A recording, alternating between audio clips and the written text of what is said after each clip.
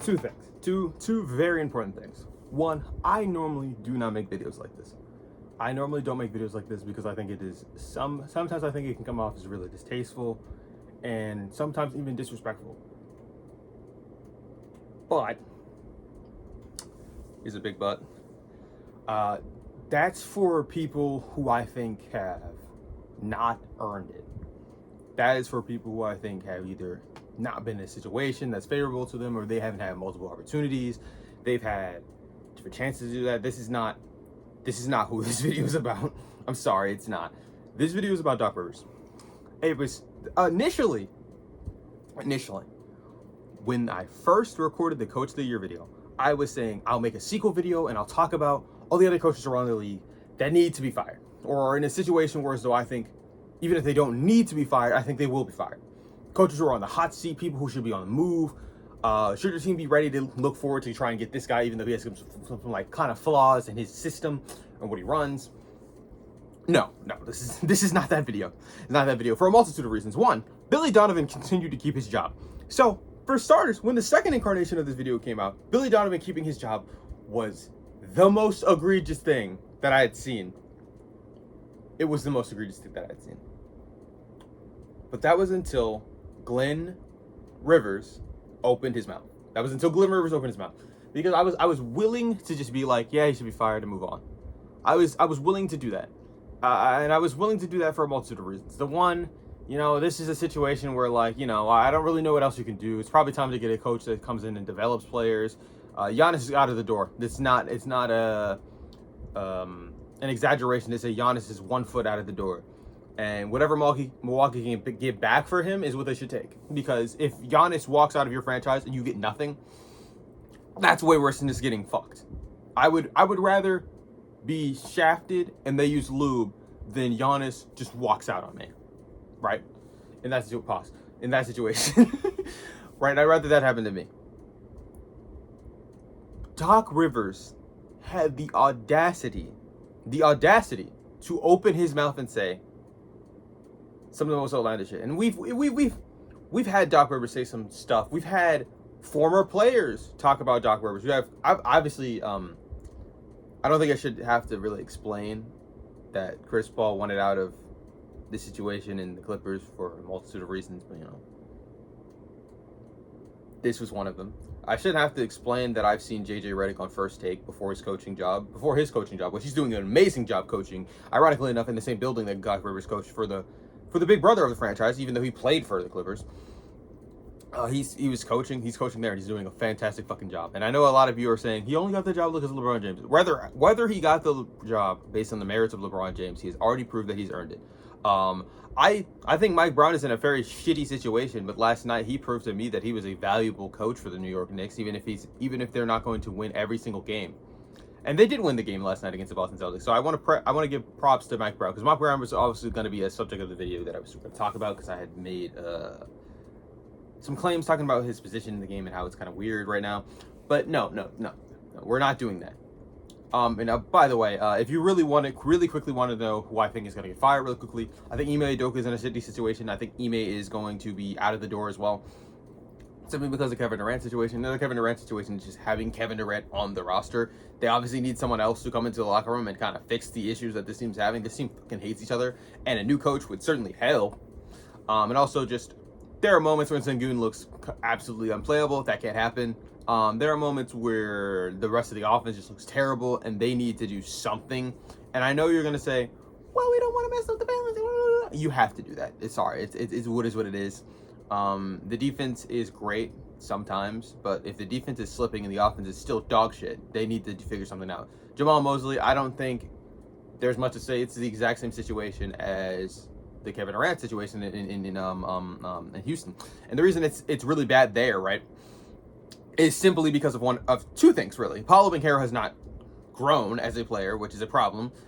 They need to figure something else out with Paolo Banchero entirely. I don't know what the fuck that means. I think it's way too soon to just trade the guy. He's only had one coach. He's only had one system. We can figure something else out there. And then the second thing is Franz is their best player, and they need someone who recognizes that Franz is their best player and plays him like he's the best player, because he is. And two, the defense has slipped. Defense was amazing last year, and the offense is still dog shit. and you made a commitment to Desmond Bane for 5 first-round picks, and everyone was saying, the 5 first-round picks weren't that valuable. And yes, they are not that valuable. They are not as valuable as it looks. But, given the fact that the Memphis Grizzlies have acquired so many first-round picks, you got to imagine they hit on something. And it's time for... And Memphis is trying to move off of Ja desperately. They moved off of Desmond Bane this offseason. They moved off of Ja in the middle of the season. They moved off of Jaren Jackson Jr. in the middle of the season. Ja is the last domino. So, yeah, that's what they should actively be looking over for. That's their plan. I don't think Mike should be fired. Mike Brown should be fired, but he might be in one of those situations where it's like, what do you really do in this situation, you know? It's tough, right? And then the next situation, ooh, jeez. I think, man, I can't remember this guy's name. Oh, Brian Keefe. Brian Keefe should be fired no matter what. But yeah, Billy and Doc are the subject of this video. So if you want to hear that about that, yeah, I am not going to dive nearly as deeply as I dived in previous recordings on Billy Donovan, because that took 40 minutes to get through him and Doc. 40 minutes. We're not doing that. I want this video to be a lot more digestible than 40 minutes. 2. That's it. Okay, so Billy Donovan, we're gonna fast forward through him. The entire Bulls front office got fired. Billy Donovan's still here. Why? Have no idea. How much success has this guy had in his entire playoff career? The furthest he's made was in his rookie season as a head coach. Was the Western Conference Finals, where he had Kevin Durant and KD on the roster. They famously choked a 3-1 lead. I don't think I really need to talk about that. And in the following years, Russ lost to Houston in the first round. Russ lost to the Utah Jazz in the first round. Russ lost to the Portland Trailblazers in the first round. All of those things have been were really embarrassing, especially considering the Thunder were the favorites in literally every single one of those series. It had a lot to do with the development of Russell Westbrook, obviously as a player, but in the flaws in his game. But again, your coach is supposed to limit those flaws and hide those flaws. Obviously, that's what coaching is. You have talent on the roster, and he had a lot of talent on the roster. I don't think this is an exaggeration to say that Paul George, who was in the season that he was having in 2019, where he was third in MVP voting for a reason, mind you. He was distant third. Don't get it twisted, but he was third for a fucking reason, and the reason was he was balling out of his fucking mind. And the fact that they said that Sam Presti looked over and said it's time to fucking start an entire new era, and they gave him one more year. That was a Chris Paul era year, and I know it's really turbulent and it was hard because it's a pandemic year and all that, and you might want to say he deserved a little bit more grace. No. No. They kept him away from Shea Gilgeous-Alexander's development with the 10-foot pole. They said the one season of Chris Paul is enough. Chris Paul is the vocal leader and the leader of this team, and the reason why that team was in the playoffs. I don't think that's an exaggeration. All right. Billy then gets hired onto the Chicago Bulls. The Chicago Bulls, obviously, famously, the first year, they do nothing for this guy. He's got nothing. It's Chicago Bulls. They stink. It's the post Jimmy Butler, pre DeMar DeRozan, pre Zach LaVine era. It's shit, right? They get those guys on. They sign those guys on Lonzo, and this team looks like it's going to be really, really good.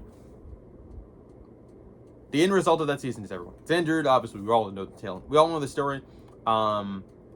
They get injured, and by they I mean Lonzo, and everything falls apart. And from that moment on, it has been absolute mediocrity in Chicago. Not even to mention that they have one first-round series, and that first-round series is getting gentlemen swept by the eventual champions in the Milwaukee Bucks. In a series that literally no one ever talks about. And the reason no one ever talks about the series is... Actually, let me make sure that I'm right. Yeah, that is in fact that year. That is in fact that year. I'm sorry. No, that's not that year.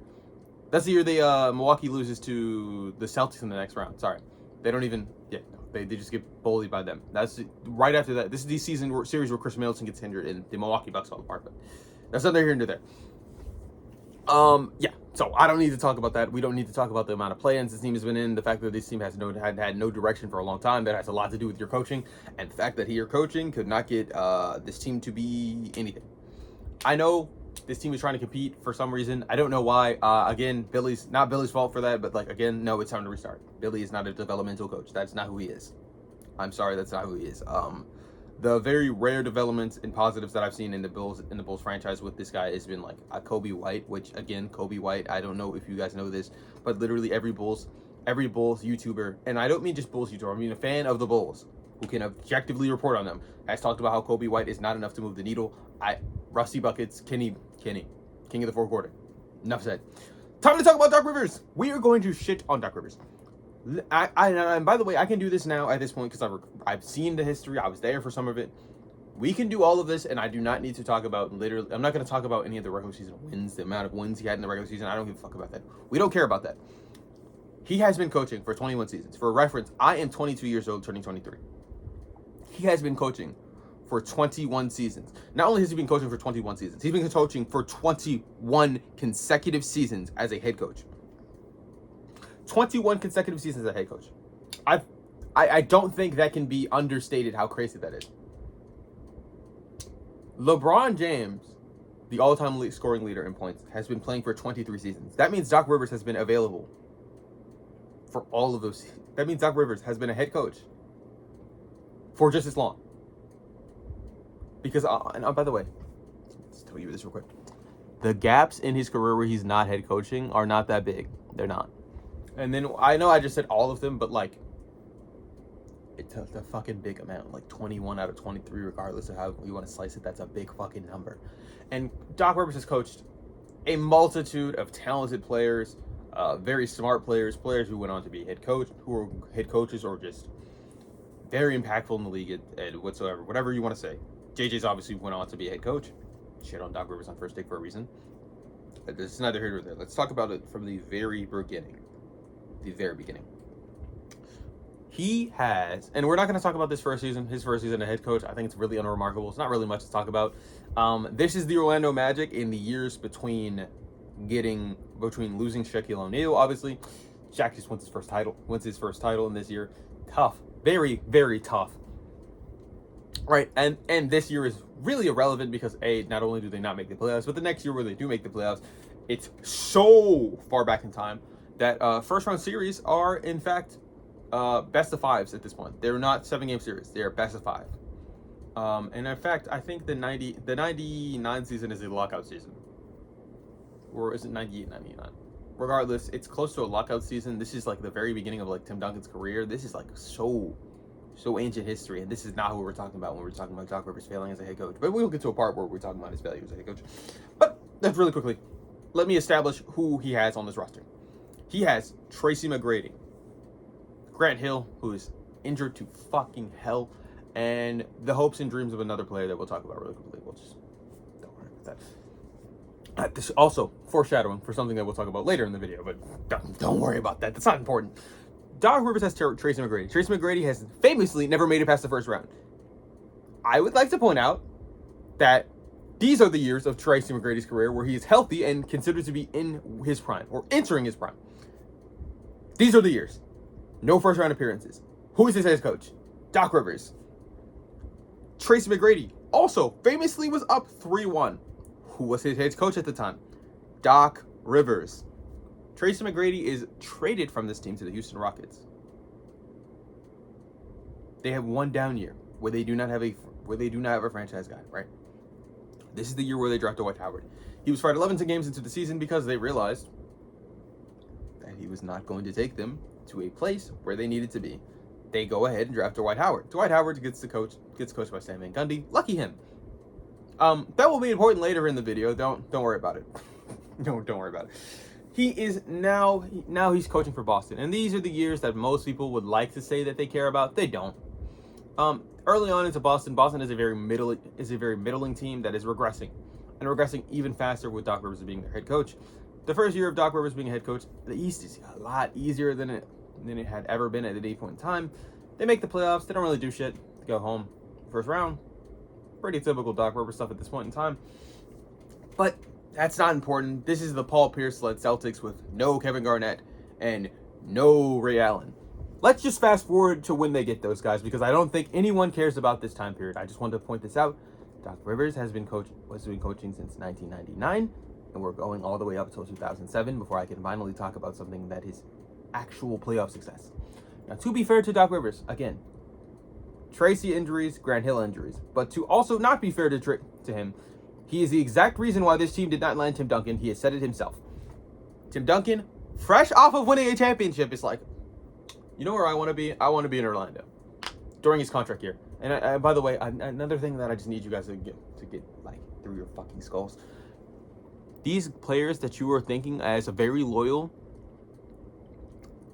with the Tim Duncans of the world, the Kobe Bryants of the world, and the Dirk Nowinskis of the world, they were all at a point in time thinking about leaving their franchise, and the reason that they did not leave their franchise is because the other franchise either did shit like this or they finally got them some fucking help, so they decided they didn't want to actually leave. Kobe was thinking about going to Chicago and being the next Jordan in Chicago.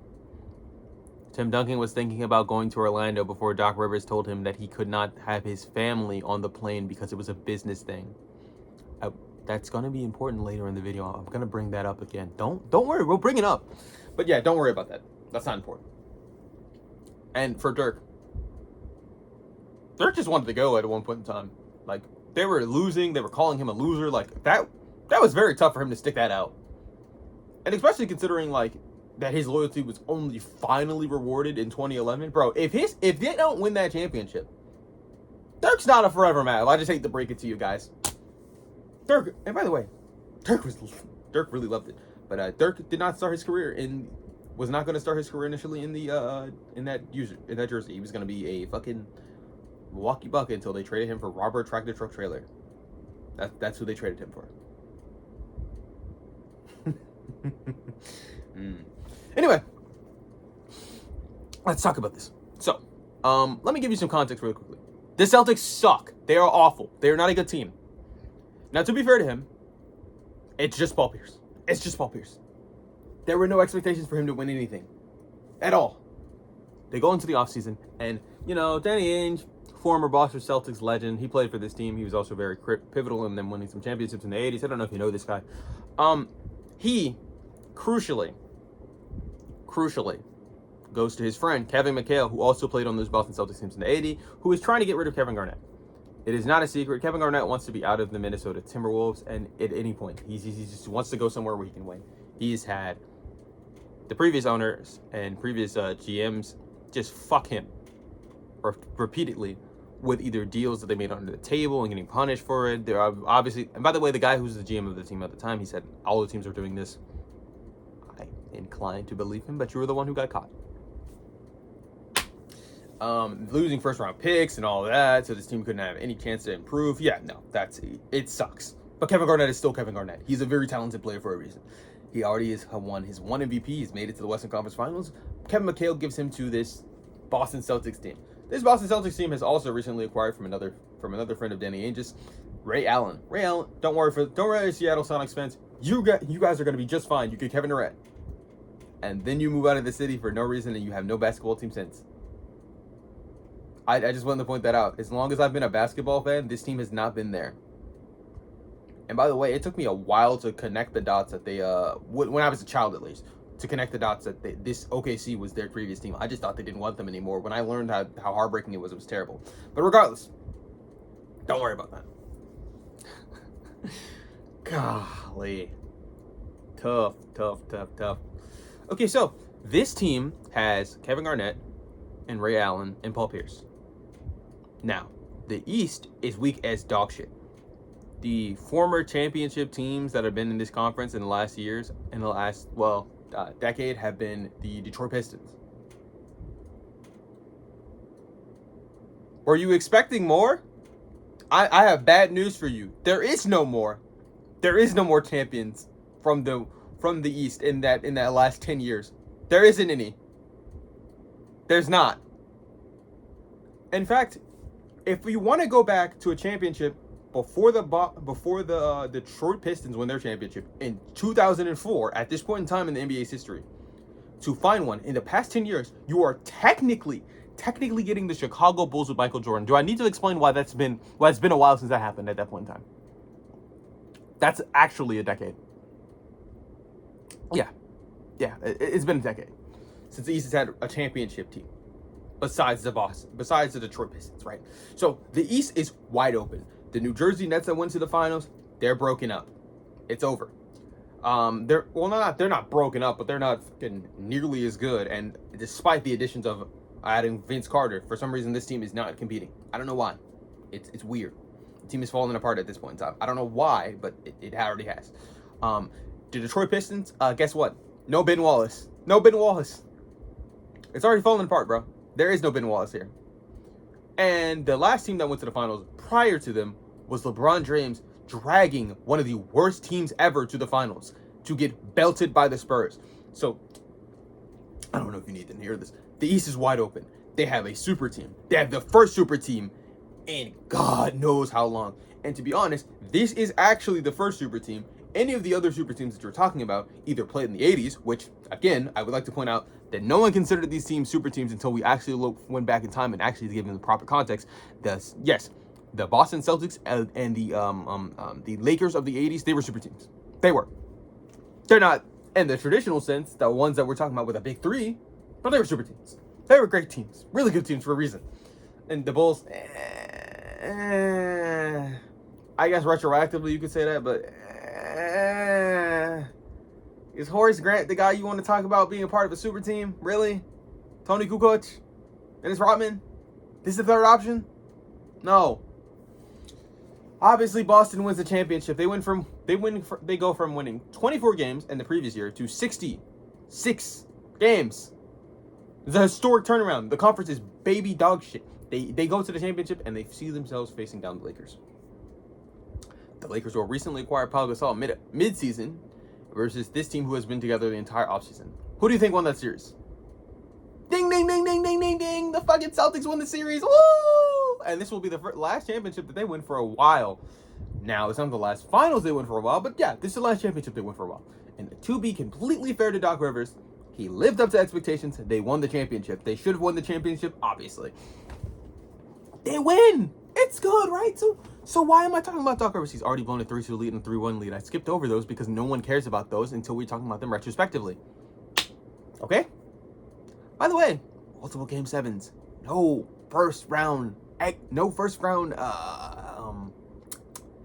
second round appearances at that point in time. He's won the championship now, though. It's good.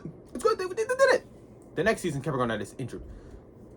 And it's bad. This team was very dependent on Kevin Garnett because he was their defensive anchor. And regardless of what anyone wants to say, this team needed Kevin Garnett really bad, despite having Ray Allen and Paul Pierce. You know.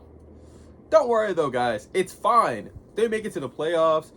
And by the way, in the year they won the championship, they barely escaped the Atlanta Hawks. That shit took them 7 games to put away. It took them 7 games to put them niggas away. The eventual champion took 7 games to put the Atlanta Hawks. Regardless of that, whatever. They're doing just fine, and then they run into Doc's former team in Orlando, and Sam Van Gundy's teaching them, and this is a revolutionary team, to be quite honest. They're shooting a lot of threes for the time, a lot of space, with JJ Redick on this team. Hedo Turkoglu, they are stretching the floor, and they are stretching the asshole of the Boston Celtics. They are getting played off the floor. No Kevin Garnett. This team does not stand a chance. There's no interior presence to deal with Dwight Howard. They're cooked. No offense, but I mean, hey, don't worry, guys. They didn't win a championship either. They got belted. So they're next year. They have a more healthy Kevin Garnett at this point in time. They're in the finals, going up against the Lakers, and in a grueling 7-game series, they finally lose it. It's tough. But, Doc Rivers' resume isn't looking too bad at this point. Got 2 finals appearances, one of them being a championship, and the only year you didn't make the finals, well, the best player on your team. Because I don't know why niggas say it's Paul Pierce. I don't get it. The best nigga on their team is injured. Tough. Happens to the best of us, happens to the worst of us. So, what do they do after this? Nothing. They do nothing after this. Why do they do nothing? To be fair to Doc Rivers, to be completely fair to Doc Rivers, the Miami Heat acquire a guy, I don't know if you know him, his name is LeBron James. They retain a guy named Dwayne Wade. Not sure if you know who that guy is, but yeah. And Chris Bosh, which, I'm not going to lie, some of you might not know who that is. And to people in my audience who don't know who Chris Bosh is, hi! Do you want me to play some Coco Melon in the video? Because I can't. Regardless. So, the big 3, they're doing a pretty good thing, bro. They the first time they match up against this team. By the way, I didn't give this context. The Celtics are the reasons why LeBron James left. They won 7 games. That LeBron team went 7 games against them. It was not enough. The Wade Celtics, Yeah, they played pretty competitive. I think they lost in a 6-game series. Wasn't enough. I don't even think Chris Bosh got the belt from the Celtics, but, you know, if his team could have made the playoffs, they probably would have. Yeah, the Raptors kind of stink in the post-Vince Carter era. They're not good. I would have guessed. So that team performs, and the first year they faced the Celtics, and they absolutely embarrassed them. There's really not much to talk about. I mean, obviously they were going to embarrass them. I mean, no offense to the Boston Celtics, but when they got their guys were already like kind of tailing off in their primes and whatnot. And I mean, another season of Kevin Garnett not being as available as he was at the championship year. I mean, they're not going to win shit. 2012, it's a little bit different. So Boston is actually going head to toe with this team. Now, for context, the Heat went to the finals and they embarrassed themselves. And by they, I mean LeBron James embarrassed himself, because I don't think anyone can explain. And Chris Bosh also kind of disappeared in that series too. I just like to point out, Chris Bosh should have been the primary matchup for Dirk, and in the moments where he was getting fucking torched. It was really bad. That, to be completely fair to everybody else in the NBA though, no one was guarding Dirk in that 2011 run, absolutely at all. No one could guard him. It was tough for a reason. But hey, they lost the championship in embarrassing fashion. They're going up against the guys who actually the last team to win a championship in this conference. What could possibly go wrong? They're up 3-2, right?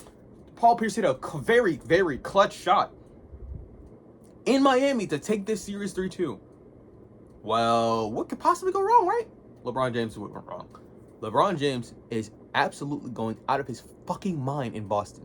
And no one talks about the Game 7 of this series for a reason. The Heat rout them. The Heat absolutely rout them. It's another 3-2. So, let's look at what we got here so far. Two, count them. Two, maybe three actually. 3-2 leads choked at this point. 1-3-1 lead choked at this point.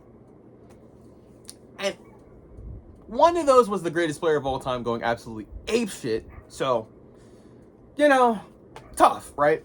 Not too bad. What did the Celtics do after this? Nothing. They don't do anything. But surely they had like some other round where they play against it. No. They don't match up against them anymore. And Danny Ainge, not being a fucking idiot, fires Doc Rivers. He fires Doc Rivers. He gets him the fuck out of there. They trade the big three. They blow everything up. And especially after Ray Allen decides that he wants to go to the Miami Heat, Danny Ainge sees the writing on the walls and said, "It's over for us. We're not doing this again." Don't worry though, Doc Rivers. Oh, did I say they fired him? No, I was kind of wrong. They don't fire him. They didn't have a chance to, because some fucking idiot, Donald Sterling, wants Doc Rivers on his team desperately for some reason. Donald Sterling and the Los Angeles Clippers, tired of being the complete laughingstock that they are, pretty much religiously. But to be fair, they were the reason they were a laughingstock in the Doc Rivers era is kind of different. Because in the previous era, they were a laughingstock because absolutely no one cared that they were in Los Angeles. And this team really shouldn't have been there anyway. They should have still been in San Diego. Everyone across the league said, no, you can't move to Los Angeles. That would be fucking ridiculous. And they said, we're doing it anyway. Donald Sterling is a weird character. He's a weird fellow. Please, I encourage you, look up his history as the owner. Besides the years that everyone actually knows him for being an owner. That's not important to the video.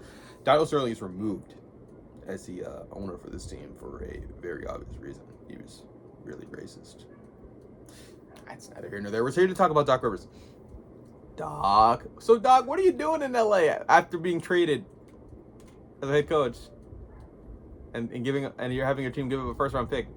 What are you doing out there with Chris Paul? They acquired Chris Paul pretty much the exact same time that they acquired Doc Rivers. Blake Griffin? Yeah, he was on the roster, but he didn't play his rookie season because he was injured. Blake Griffin is the first rookie in God knows how long to become an all-star. And this team is out of their fucking mind. They are really good. You might know who they are. They're called the Lob City Clippers. I don't know if you ever heard of them. But yeah, I feel like everyone's done a retrospective of this team. Let's just fast forward to the parts that everyone wants me to tell you about. 3-2 lead, 3-2 lead, 3-1 lead, choked. Chris Paul decides, I'm tired of this shit, and he packs his bags and he goes down to Houston. Doc Rivers is like, well, at least we still got Blake Griffin. And Steve Ballmer gave him a contract and said, we wouldn't trade you. And they promptly traded him to the Detroit Pistons. Now, to be fair to Steve Ballmer, yeah, their new owner, I didn't have time to talk about the transition. He's a genius. That's actually a pretty good move. It's a great move. And this team, despite losing Chris Paul, despite losing Blake Griffin, makes the playoffs somehow. Very scrappy team. This team has Patrick Beverley on it, Lou Williams, Montrezl Harrell. Pretty cool roster. They had Shea on it as well. Now, Doc has said some things like he didn't want Shea traded and that Kawhi should have thugged it out. And, you know, if we develop Shea, it'll be all right. I don't fucking believe him. I do not believe him whatsoever when he says this. Because it's fucking Doc Rivers. Now, I do believe his quote about the fucking, the Tim Duncan shit. I believe that. That's pretty well documented. I don't think the Shea one is well founded in anything. Especially considering that Shea trade got them Paul George. And it also landed them Kawhi Leonard. So to be completely fair to the Los Angeles Clippers, no one could have seen any of the things that are about to come next.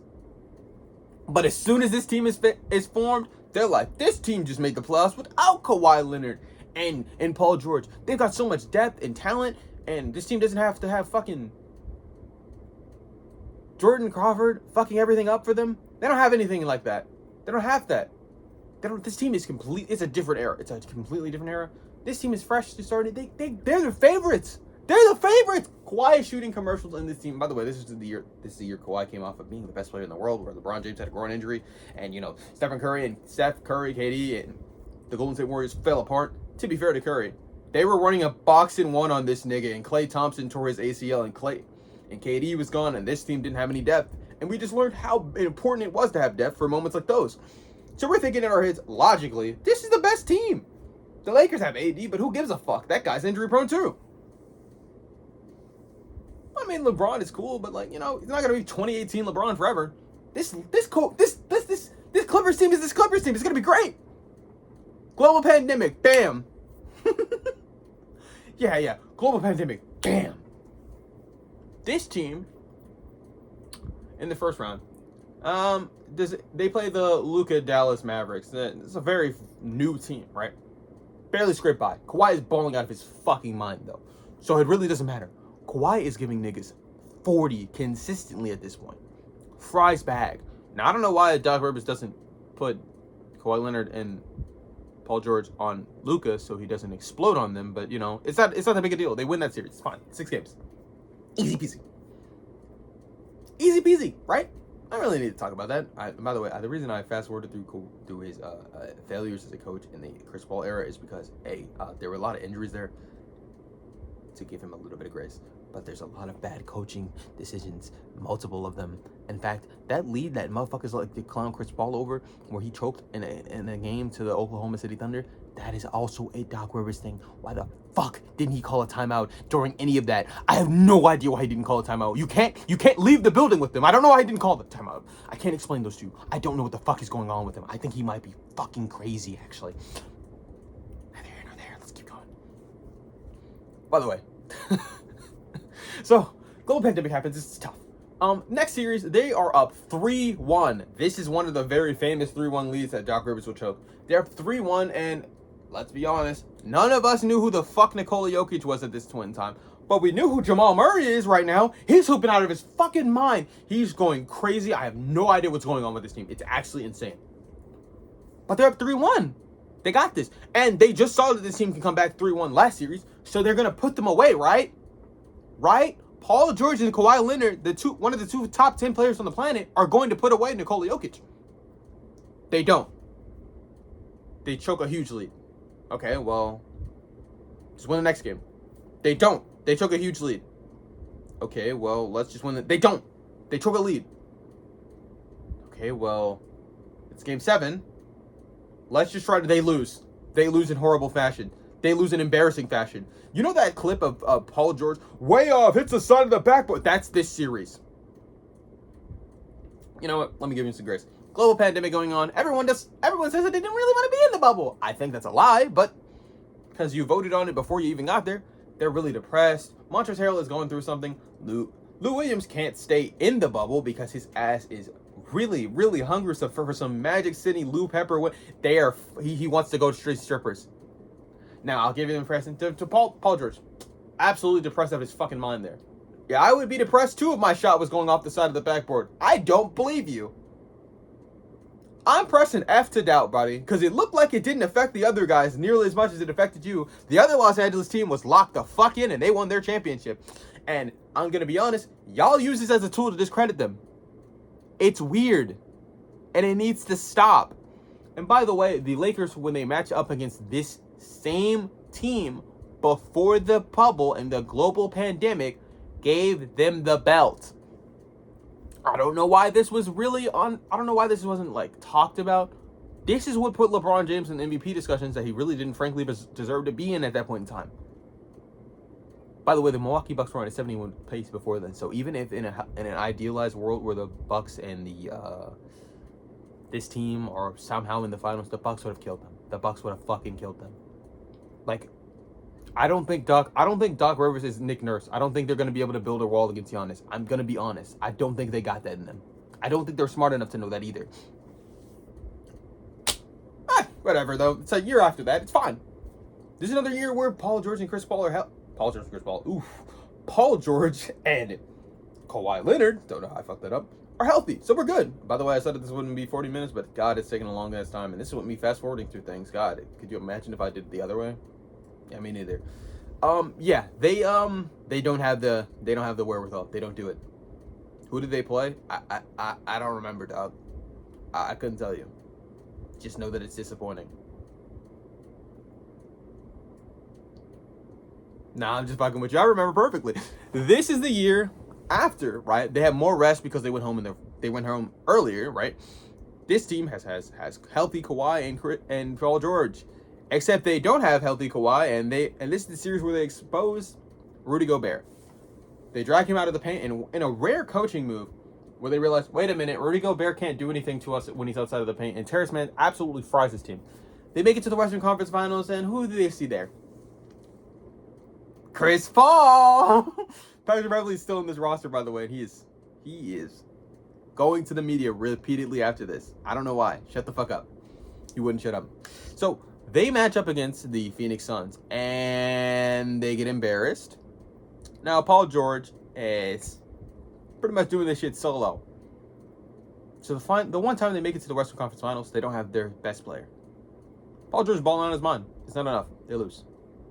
I also distinctly remember DeAndre Ayton putting a putback in to win a game. That was fun.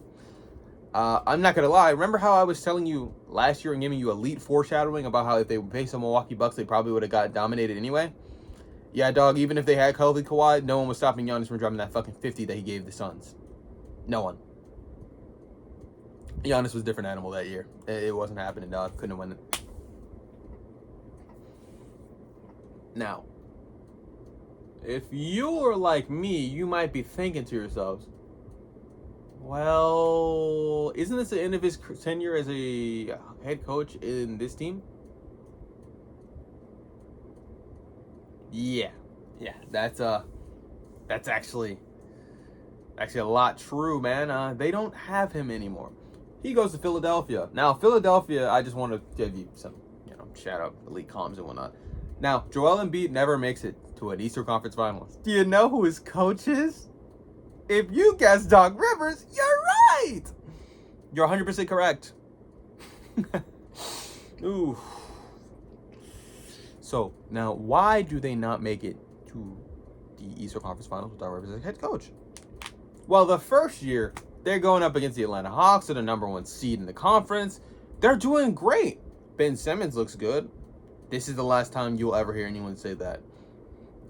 They choke a 3-2 lead to the Hawks in embarrassing fashion, actually. And instead of taking any accountability for the absolute meltdown that they had, they blame Ben Simmons. To be fair, I'd blame Ben Simmons too in that moment. That being said, I'm not a fucking head coach. And I would take just a wee bit of accountability in that situation. They blame Ben Simmons. Don't worry, though. They'll get themselves up a good player. And, even despite not having Ben Simmons for a majority of the next season, this team is doing great in the regular season. We're not here to talk about the regular season of Doc Rivers, though. Because if it was just the regular season, man, he's one of the greatest coaches ever, dog. But anyway, yeah. So they get James Harden. Now, the first year, everyone gives him a little bit of a break because you're not going to win anything with this guy in the first year. Fine. The next year, Joel Embiid is playing out of his mind.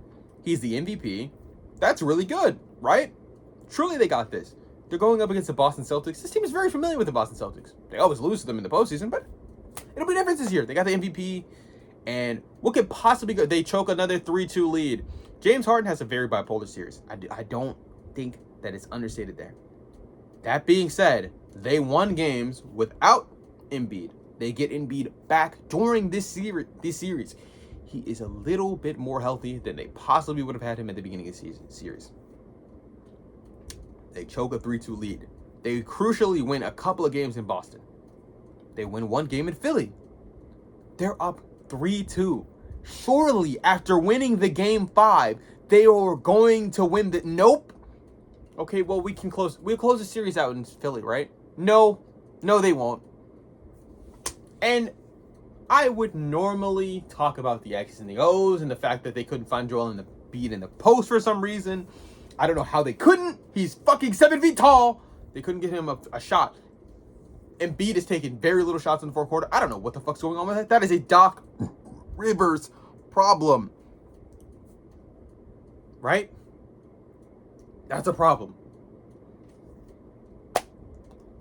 They get 52 dropped on them in Game 7 by Jason Tatum.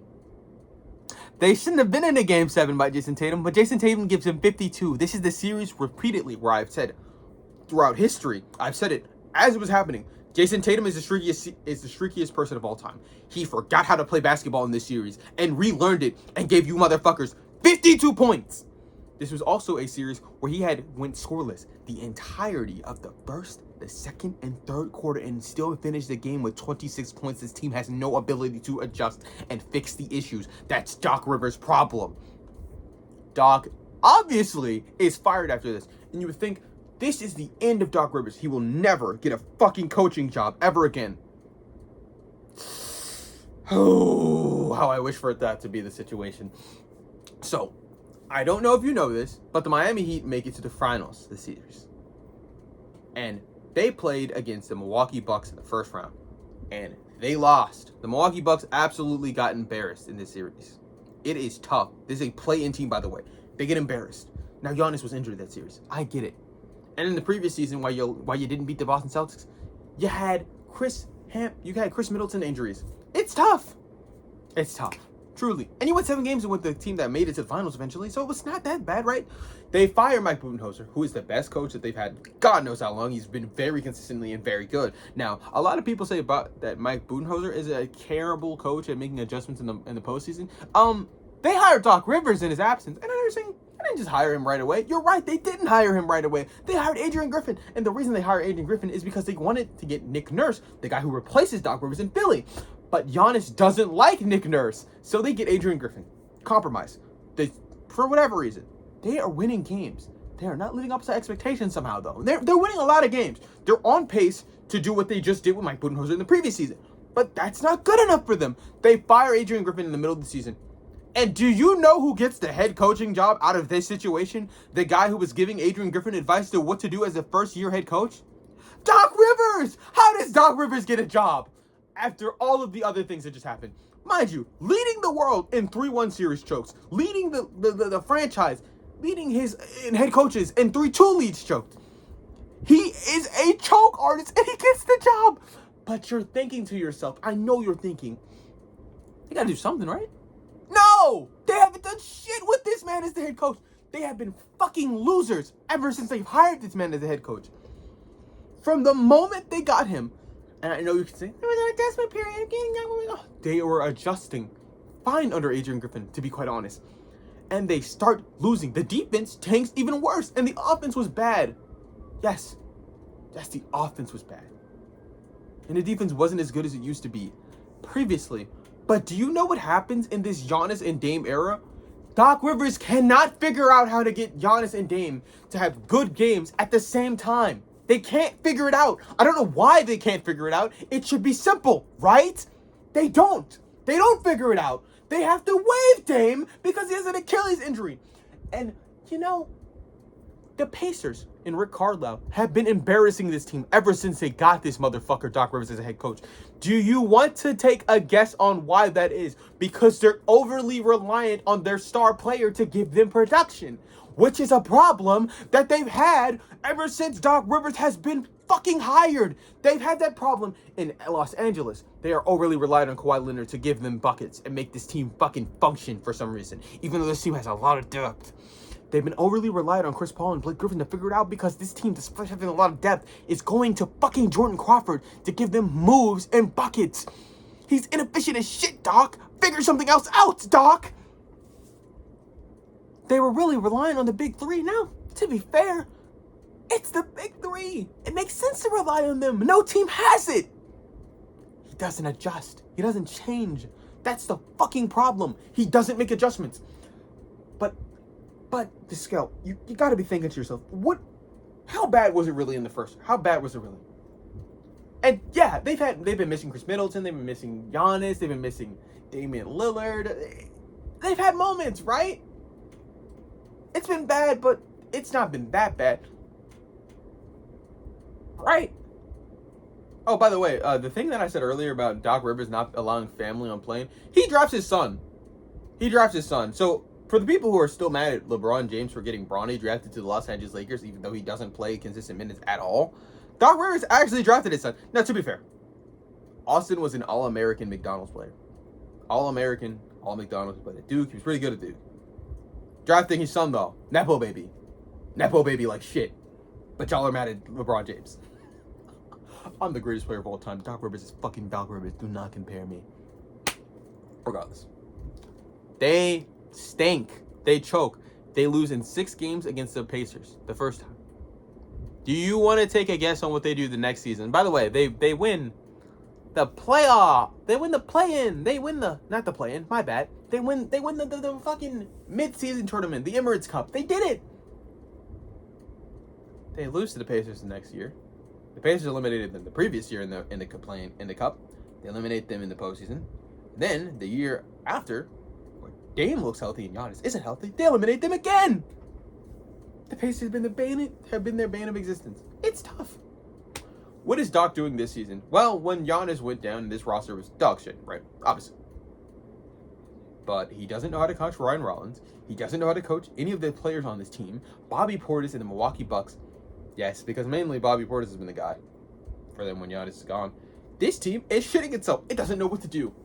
This franchise is in disarray. It is falling apart. And the moment we can link back to all of this falling apart actually happens to coincide when Doc Rivers gets on this team. So in short, if your team is ever in rumors to hire Doc Rivers as a head coach, you might want to dial up Luigi Mangione. No further comments, Your Honor. No further comments. This has been one of the worst careers out of anyone. No coach in NBA history has got a leash as long as Doc Rivers. No one has ever gotten as many opportunities as Doc Rivers. No one has ever gotten this many players and ability to coach him as Doc Rivers. Doc Rivers is one of, if not the most disappointing player coaches in NBA history. I do not know how a guy can get this many chances over 21 years and give you one result that's actually that good. And by the way, the one result that was actually that good, more of that credit should have gone to Thibodeau, because Thibodeau was the reason why the defense looked so amazing. Yes, even in his most successful, Doc Rivers should not be getting the credit there. He shouldn't. This team, this man is a fucking choke artist. If I choked as many times as Doc Rivers did, I wouldn't be able to find a job anywhere. So stop hiring Doc Rivers. Please, for the love of God. I said this video wouldn't be 40 minutes. It's 50 minutes. If you liked this video, like the video. If you didn't like the video, I don't know what to tell you. You might be crazy for watching this long. I've lost so many retention and whatever, but regardless, like, comment, subscribe, blah, blah, blah. Should have did that halfway through the video, but I didn't know where halfway was. Bye.